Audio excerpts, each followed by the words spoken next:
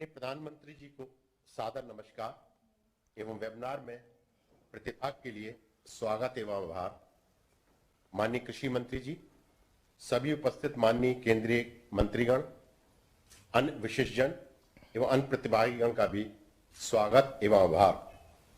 यह वेबिनार माननीय प्रधानमंत्री जी की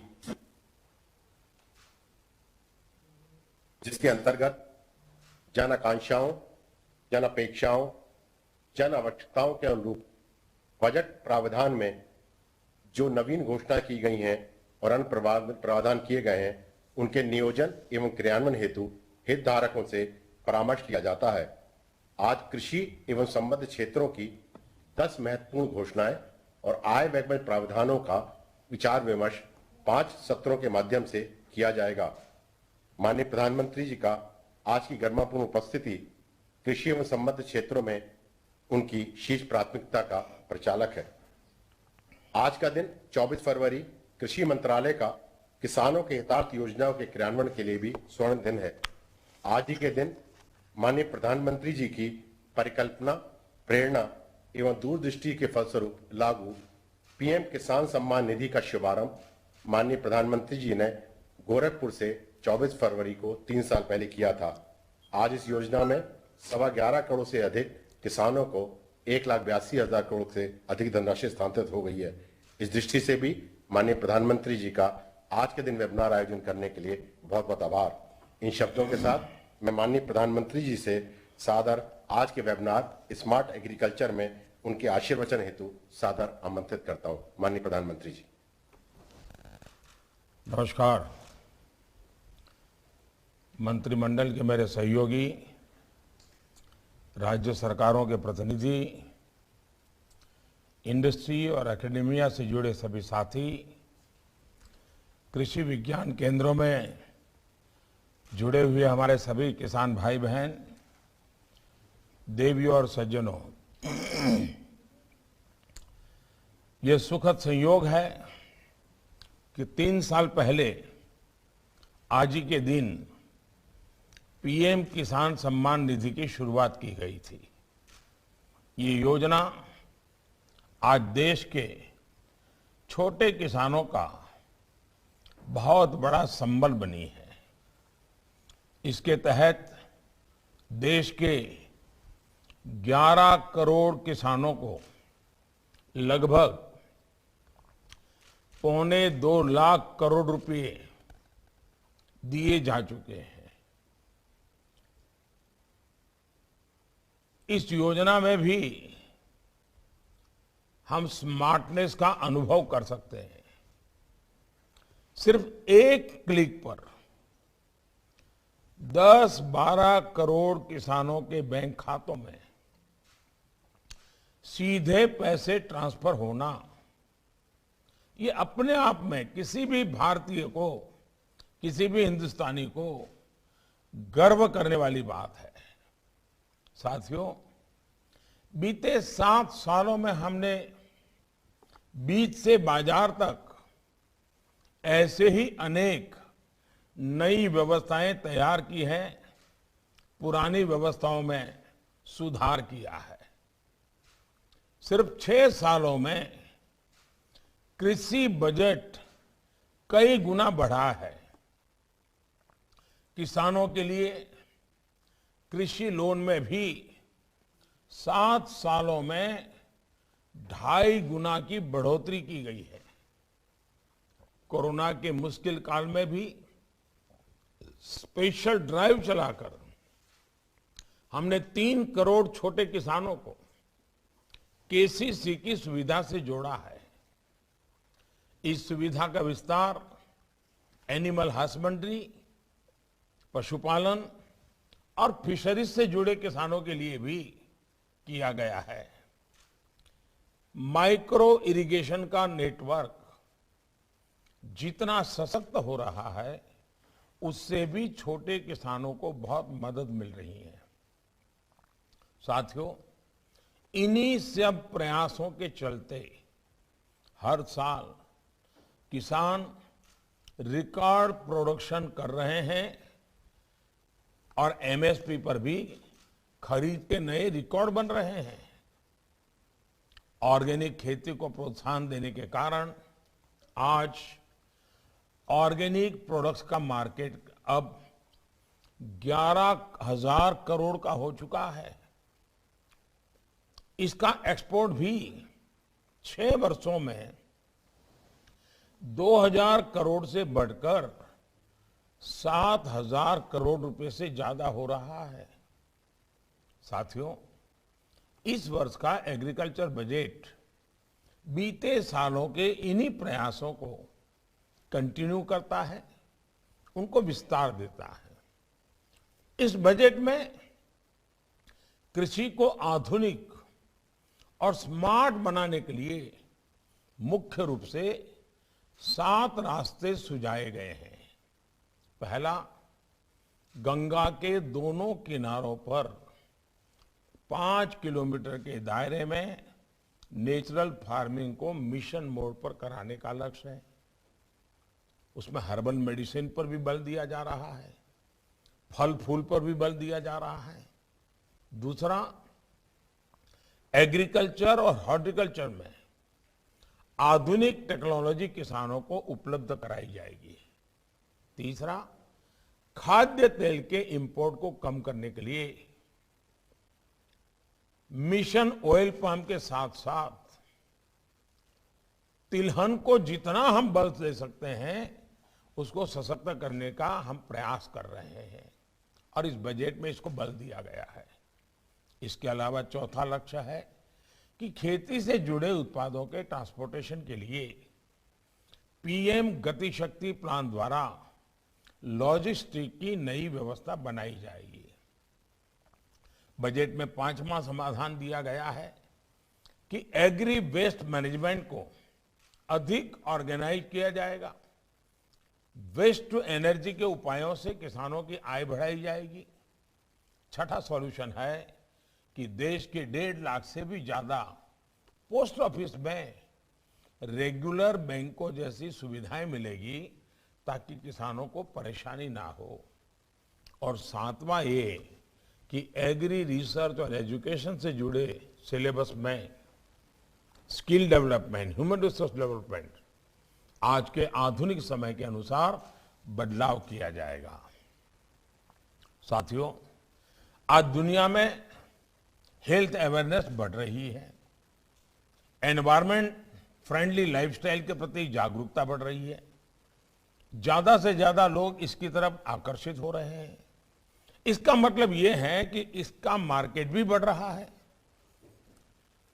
हम इससे जुड़ी चीजें, जो चीजें हैं जैसे नेचुरल फार्मिंग है, ऑर्गेनिक फार्मिंग है, इसकी मदद से इसके मार्केट को कैप्चर करने की कोशिश कर सकते हैं। नेचुरल फार्मिंग के फायदे जन जन तक पहुंचाने में हमारे कृषि विज्ञान केंद्र और एग्रीकल्चर यूनिवर्सिटीज को पूरी ताकत से जुटना होगा। हमारे केवीकेस एक एक गांव गोद ले सकते हैं। हमारी एग्रीकल्चर यूनिवर्सिटी 100 या 500 किसानों को अगले 1 साल में नेचुरल खेती की तरफ लाने का लक्ष्य रख सकती है। साथियों, आजकल हमारी मिडिल क्लास फैमिलीज में, अपर मिडिल क्लास फैमिलीज में एक और ट्रेंड दिखता है। अक्सर देखने में आता है कि उनके डाइनिंग टेबल पर कई सारी चीजें पहुंच गई हैं, प्रोटीन के नाम पर, कैल्शियम के नाम पर, ऐसे कई प्रोडक्ट्स का डाइनिंग टेबल पर जगह बना रहे हैं। इसमें बहुत सारे प्रोडक्ट विदेश से आ रहे हैं और ये भारतीय टेस्ट के अनुसार भी नहीं होते, जबकि ये सारे प्रोडक्ट्स हमारे भारतीय उत्पादों जो हमारे किसान पैदा करते हैं उसमें सब कुछ है, लेकिन हम सही ढंग से प्रस्तुत नहीं कर पा रहे हैं, उसका मार्केटिंग नहीं कर पा रहे हैं। और इसलिए हमें कोशिश करनी चाहिए, इसमें भी वोकल फॉर लोकल जरूरी है। भारतीय अन्न, भारतीय फसलों में भी वो बहुतायत में पाया ही जाता है और ये हमारे टेस्ट का भी होता है। दिक्कत ये है कि हमारे यहाँ इसकी उतनी जागरूकता नहीं है, काफी लोगों को इसके बारे में पता ही नहीं है। कैसे हम भारतीय अन्न को प्रसारित करें, इस और भी हमें ध्यान देना होगा। हमने देखा है कि कोरोना काल में हमारे यहाँ के मसाले, हल्दी जैसी चीजों का आकर्षण बहुत बड़ा है। साल 2023 इंटरनेशनल ईयर ऑफ मिलेट्स है। इसमें भी हमारा कॉरपोरेट जगत आगे आए, भारत के मिलेट्स की ब्रांडिंग करे, प्रचार करे। हमारा जो मोटा धन है और हमारे दूसरे देशों में जो बड़े मिशंस हैं, वो भी अपने देशों में बड़े बड़े सेमिनार करें। वहां के लोगों को, जो इंपोर्टर्स हैं वहां, उनको समझाएं कि भारत के जो मिलेट्स हैं, जो भारत का धान है, वो कितने प्रकार से उत्तम है, उसके टेस्ट की दृष्टि से कितना महत्वपूर्ण है। हम हमारे मिशनों को लगा सकते हैं। हम सेमिनार, वेबिनार इंपोर्टर एक्सपोर्टर के बीच हमारे मिलेट्स के संबंध में कर सकते हैं। भारत के मिलेट्स की न्यूट्रिशन वैल्यू कितनी ज्यादा है, इस पर हम बल दे सकते हैं। साथियों, आपने देखा है कि हमारी सरकार का बहुत ज्यादा जोर सॉइल हेल्थ कार्ड पर रहा है। देश के करोड़ों किसानों को सरकार ने सॉइल हेल्थ कार्ड दिए हैं। जिस तरह एक जमाना था, न पैथोलॉजी लैब होती थी, न लोग पैथोलॉजी टेस्ट करवाते थे, लेकिन अब कोई भी बीमारी आई तो सबसे पहले पैथोलॉजी चेकअप होता है, पैथोलॉजी लैब में जाना होता है। क्या हमारे स्टार्टअप्स, क्या हमारे प्राइवेट इन्वेस्टर्स स्थान स्थान पर प्राइवेट पैथोलॉजी जैसे लैब होती हैं, वैसे ही हमारी धरती माता, हमारी जमीन, उसके सैंपल को भी पैथोलॉजिकल टेस्ट कर करके किसानों को गाइड कर सकते हैं। सॉइल हेल्थ की जांच ये लगातार होती रहे, ये हमारे किसानों को अगर हम आदत डालेंगे तो छोटे छोटे किसान भी हर साल एक बार सॉइल टेस्ट जरूर करवाएंगे। और इसके लिए पैथोलॉजी, इस प्रकार की सॉइल टेस्टिंग की लैब का एक पूरा नेटवर्क खड़ा हो सकता है, नए इक्विपमेंट बन सकते हैं। मैं समझता हूं एक बहुत बड़ा क्षेत्र है, स्टार्टअप्स को आगे आना चाहिए। हमें किसानों में भी ये जागरूकता बढ़ानी होगी, उनका सहज स्वभाव बनाना होगा कि वो 1-2 साल में अपने खेत की मिट्टी का टेस्ट करवाएं और उसके मुताबिक उसमें कौन सी दवाइयों की जरूरत है, कौन से फर्टिलाइजर की जरूरत है, किस फसल के लिए उपयोगी है, उसको उनको एक साइंटिफिक ज्ञान मिलेगा। आपकी जानकारी में है कि हमारे युवा वैज्ञानिकों ने नैनो फर्टिलाइजर डेवलप किया है। ये एक गेम चेंजर बनने वाला है। इसमें भी काम करने लेके हमारे कॉरपोरेट वर्ल्ड के पास बहुत संभावनाएं हैं। साथियों, माइक्रो इरिगेशन भी इनपुट कॉस्ट कम करने का और ज्यादा प्रोडक्शन का बहुत बड़ा माध्यम है और एक प्रकार से एनवायरनमेंट की भी सेवा है। पानी बचाना ये भी आज मानव जात के लिए बहुत बड़ा काम है। पर ड्रॉप मोर क्रॉप पर सरकार का बहुत जोर है और ये समय की मांग भी है। इसमें भी व्यापार जगत के लिए बहुत संभावनाएं हैं कि इस क्षेत्र में आप आइए। अब जैसे केन बेतवा लिंक परियोजना से बुंदेलखंड में क्या परिवर्तन आएंगे, ये आप सब भली भांति जानते हैं। जब कृषि सिंचाई योजनाएं देश में दशकों से अटकी हुई हैं, उन्हें भी तेजी से पूरा किया जाना चाहिए। साथियों, आने वाले 3-4 सालों में हमने एडिबल ऑयल प्रोडक्शन को अभी के लगभग 50% तक बढ़ाने का जो लक्ष्य रखा है, उसको हमें समय पर हासिल करना है। National mission on edible oil के तहत ऑयल पाम की खेती में विस्तार में बहुत पोटेंशियल है और भी तिलहन के क्षेत्र में हमें बहुत बड़ी मात्रा में आगे बढ़ने की आवश्यकता है। क्रॉप पैटर्न के लिए, क्रॉप डाइवर्सिफिकेशन के लिए, बढ़ावा देने के लिए भी हमारे एग्री इन्वेस्टर्स को भी आगे आना चाहिए।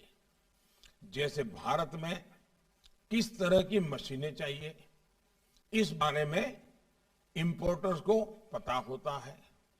वो जानते हैं कि किस तरह की चीजें चलेगी। इसी तरह से हमारे यहां फसलों की जानकारी होनी चाहिए। जैसे अभी तिलहन और दलहन का ही उदाहरण लें, देश में इसकी बहुत ज्यादा डिमांड है। ऐसे में हमारे कॉरपोरेट वर्ल्ड को इसमें आगे आना चाहिए। ये आपके लिए एक एश्योर्ड मार्केट है, विदेश से लाने की क्या जरूरत है। आप किसानों से पहले से कह सकते हैं कि हम इतना फसल आपसे लेंगे, अब तो इंश्योरेंस की व्यवस्था है, तो इंश्योरेंस के कारण सुरक्षा तो मिल ही रही है। भारत की फूड रिक्वायरमेंट की स्टडी हो और जिन चीजों की आवश्यकता है उसे भारत में ही प्रोड्यूस करने की दिशा में हम सबको मिलकर के काम करना चाहिए। साथियों, आर्टिफिशियल इंटेलिजेंस 21वीं सदी में खेती और खेती से जुड़े ट्रेड को बिल्कुल बदलने वाली है। किसान ड्रोन्स का देश की खेती में अधिक से अधिक उपयोग इसी बदलाव का हिस्सा है। ड्रोन टेक्नोलॉजी एक स्केल पर तभी उपलब्ध हो पाएगी जब हम एग्री स्टार्टअप्स को प्रमोट करेंगे। पिछले 3-4 वर्षों में देश में 700 से ज्यादा एग्री स्टार्टअप्स तैयार हुए हैं। साथियों, पोस्ट हार्वेस्ट मैनेजमेंट पर बीते 7 सालों में काफी काम हुआ है। केंद्र सरकार का यह निरंतर प्रयास रहा है कि प्रोसेस फूड का दायरा बढ़े, हमारी क्वालिटी इंटरनेशनल स्टैंडर्ड की हो। इसके लिए किसान संपदा योजना के साथ ही पीएलआई स्कीम महत्वपूर्ण है। इसमें वैल्यू चेन की भी बहुत बड़ी भूमिका है। इसलिए 1 लाख करोड़ रुपए का विशेष एग्रीकल्चर इंफ्रास्ट्रक्चर फंड बनाया गया है। आपने देखा है कि कुछ दिन पहले ही भारत ने यूएई, गल्फ कंट्रीज के साथ, अबू धाबी के साथ कई महत्वपूर्ण समझौते किए हैं। इसमें फूड प्रोसेसिंग में सहयोग बढ़ाने के लिए भी कई अहम फैसले लिए गए हैं। साथियों, एग्री रेसिड्यू, जिसे पराली भी कहते हैं, उसका मैनेजमेंट किया जाना भी उतना ही जरूरी है। इसके लिए इस बजट में कुछ नए उपाय किए गए हैं, जिससे कार्बन एमिशन भी कम होगा और किसानों को इनकम भी होगी। और ये हम सबको, जो वैज्ञानिक या टेक्नोलॉजी के दिमाग के लोग हैं, कृषि जगत का एक भी वेस्ट बर्बाद नहीं होना चाहिए। हर वेस्ट का वेल्थ में कन्वर्जन होना चाहिए। हमें बारीकी से सोचना चाहिए, इसके लिए नई नई चीजें लानी चाहिए। पराली के मैनेजमेंट के लेकर के हम जो भी समाधान कर रहे हैं, वो किसानों के, उनके लिए भी उसको स्वीकार करना बड़ा आसान हो जाएगा। इस पर बातचीत होनी चाहिए। पोस्ट हार्वेस्टिंग वेस्ट हमारे यहां किसानों के लिए बड़ी चुनौती है। अब उसको वेस्ट को वेल्थ में कन्वर्ट कर देंगे तो किसान भी सक्रिय रूप से हमारा साथी बनकर के भागीदार बन जाएगा। ऐसे में लॉजिस्टिक्स और स्टोरेज की व्यवस्था को बढ़ावा, उसे विस्तार देते रहना बहुत जरूरी है। सरकार इसमें काफी कुछ कर रही है, लेकिन हमारा जो प्राइवेट सेक्टर है उसे भी इस क्षेत्र में अपना योगदान बढ़ाना होगा। और मैं बैंकिंग सेक्टर को भी कहूंगा, बैंकिंग सेक्टर भी हमारे प्रायोरिटी लैंडिंग में इन सारी चीजों को कैसे बल दें, टारगेट कैसे तय करें, उसका मॉनिटरिंग कैसे करें। अगर हम बैंकों के द्वारा इस क्षेत्र में अगर धन मुहैया कराएंगे तो हमारे प्राइवेट सेक्टर के छोटे छोटे लोग भी बहुत बड़ी मात्रा में इस क्षेत्र में आएंगे। मैं एग्रीकल्चर क्षेत्र में मौजूदा प्राइवेट प्लेयर से कहना कि इसे भी वो अपनी प्राथमिकता से रखें। साथियों, एग्रीकल्चर में इनोवेशन और पैकेजिंग दो ऐसे क्षेत्र हैं जिन पर और ज्यादा ध्यान दिए जाने की जरूरत है। आज दुनिया में कंज्यूमरिज्म बढ़ रहा है, तो पैकेजिंग और ब्रांडिंग इसका बहुत महत्व है। फलों की पैकेजिंग में हमारे कॉरपोरेट हाउसेज को, एग्री स्टार्टअप्स को बड़ी संख्या में आगे आना चाहिए। इसमें भी जो एग्री वेस्ट होता है उससे बेस्ट पैकेजिंग कैसे की जा सकती है, उस और उन्हें ध्यान देना चाहिए। वो इसमें किसानों की मदद करें और इस दिशा में अपनी योजनाएं बनाएं। भारत में फूड प्रोसेसिंग और इथेनॉल में निवेश की बहुत संभावनाएं बन रही हैं। सरकार इथेनॉल की 20% ब्लेंडिंग का लक्ष्य लेकर चल रही है। एश्योर मार्केट है। 2014 से पहले जहां 1-2% इथेनॉल ब्लेंडिंग होती थी, वहीं अब ये 8% आसपास पहुंच चुकी है। इथेनॉल ब्लेंडिंग को बढ़ाने के लिए सरकार काफी इंसेंटिव दे रही है। इस क्षेत्र में भी हमारे व्यापारी जगत आगे आए, हमारे बिजनेस हाउसेस आगे आए। एक विषय नेचुरल जूसेस का भी है। इसकी पैकेजिंग का बहुत महत्व है। ऐसी पैकेजिंग जिससे उस प्रोडक्ट की आयु लंबी हो, वो ज्यादा से ज्यादा दिनों तक चले। इस और भी काम किया जाने की आवश्यकता है, क्योंकि हमारे यहाँ इतनी विविधता वाले फल होते हैं। और भारत में नेचुरल जूसेस, हमारे जो फलों के रस है, बहुत सारे ऑप्शंस अवेलेबल है, बहुत सारी वैरायटीज हैं। हमें बाहर की नकल करने के बजाय भारत में जो नेचुरल जूसेस है उसे प्रमोट करना चाहिए, पॉपुलर करना चाहिए। साथियों, एक और विषय है कोऑपरेटिव सेक्टर का। भारत का कोऑपरेटिव सेक्टर काफी पुराना है, वाइब्रेंट है।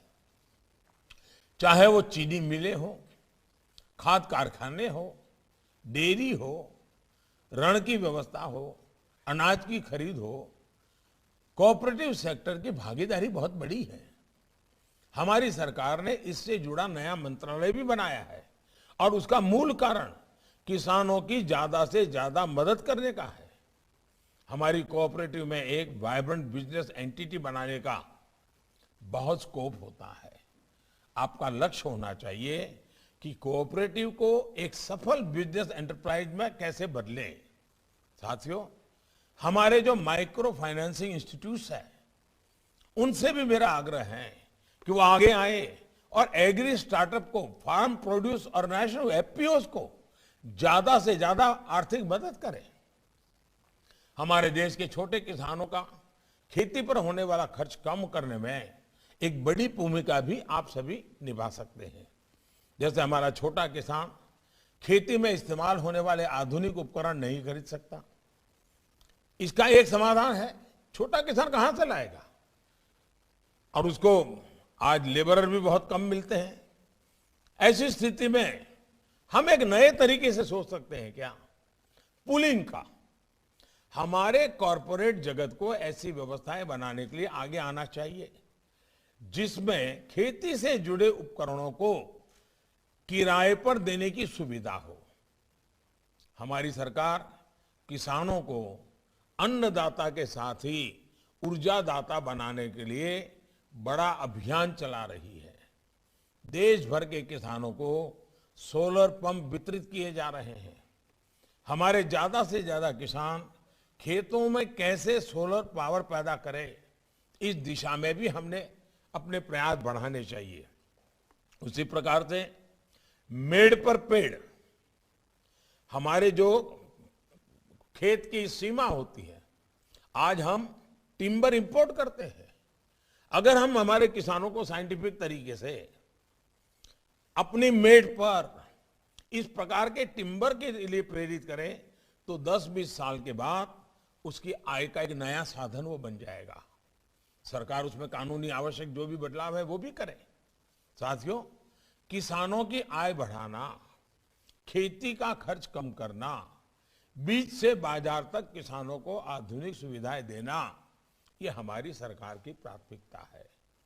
मुझे विश्वास है आपके सुझावों से सरकार के प्रयासों को और हमारा किसान जो सपने देख करके कुछ करना चाहता है, उन सबको बल मिलेगा। और मुझे विश्वास है कि आज हम कृषि के एक नेक्स्ट जनरेशन पर चर्चा करना चाहते हैं। परंपरागत पद्धतियों से बाहर आने के लिए सोचना चाहते हैं। बजट के लाइट में, बजट में जिन चीजों का प्रावधान किया गया है उसी के लाइट में हम अच्छा कैसे कर सकते हैं। और हमारी आपसे मेरा आग्रह यही है, इस सेमिनार में निकलना चाहिए। 1 अप्रैल से ही नया बजट जिस दिन लागू होगा उसी दिन हम चीजों को रोल आउट कर दें, काम शुरू कर दें। अभी हमारे पास पूरा मार्च महीना है, बजट ऑलरेडी संसद में रख दिया गया है, अब वो बजट ही हमारे सामने है। ऐसी स्थिति में हम समय न खराब करते हुए जून जुलाई में हमारा किसान खेती का नया वर्ष प्रारंभ करें, उसके पहले इस मार्च महीने में सारी तैयारी कर लें। अप्रैल में हम किसानों तक चीजों को पहुंचाने का प्लान करें। उसमें हमारा कॉर्पोरेट वर्ल्ड आए, हमारा फाइनेंशियल वर्ल्ड आए, हमारे स्टार्टअप आए, हमारे टेक्नोलॉजी के लोग आए। हम भारत की आवश्यकताओं को, कृषि प्रधान देश हैं, हमें एक तसु भर चीज बाहर से नहीं लानी चाहिए। देश की आवश्यकताओं के अनुसार हमें तैयार करना चाहिए। और मुझे विश्वास है, अगर हम हमारे किसानों को, हमारी एग्रीकल्चर यूनिवर्सिटीज को, हमारे एग्रीकल्चर के स्टूडेंट्स को इन सारे कामों के एक प्लेटफॉर्म पर लाकर के आगे बढ़ेंगे, तो सच्चे अर्थ में बजट ये सिर्फ आंकड़ों का खेल नहीं रहेगा। बजट जीवन परिवर्तन, कृषि परिवर्तन, ग्राम जीवन परिवर्तन का एक बहुत बड़ा साधन बन सकता है। इसलिए मैं आपसे आग्रह करता हूं कि ये सेमिनार, ये वेबिनार बहुत ही प्रोडक्टिव होना चाहिए, कॉन्क्रीट होना चाहिए, सारे एक्शनेबल पॉइंट के साथ होना चाहिए, और तभी जाकर के हम परिणाम ला सकेंगे। मुझे विश्वास है कि आप सभी इस क्षेत्र से जुड़े देश भर के लोग आज इस वेबिनार से जुड़े हैं। इसके कारण डिपार्टमेंट को भी बहुत ही अच्छा मार्गदर्शन आपकी तरफ से मिलेगा। सीमलेसली चीजों को लागू करने का रास्ता निकलेगा और हम तेजी से साथ मिलकर के आगे बढ़ेंगे। मैं फिर एक बार आप सबका बहुत बहुत धन्यवाद करता हूं और मैं शुभकामनाएं देता हूं।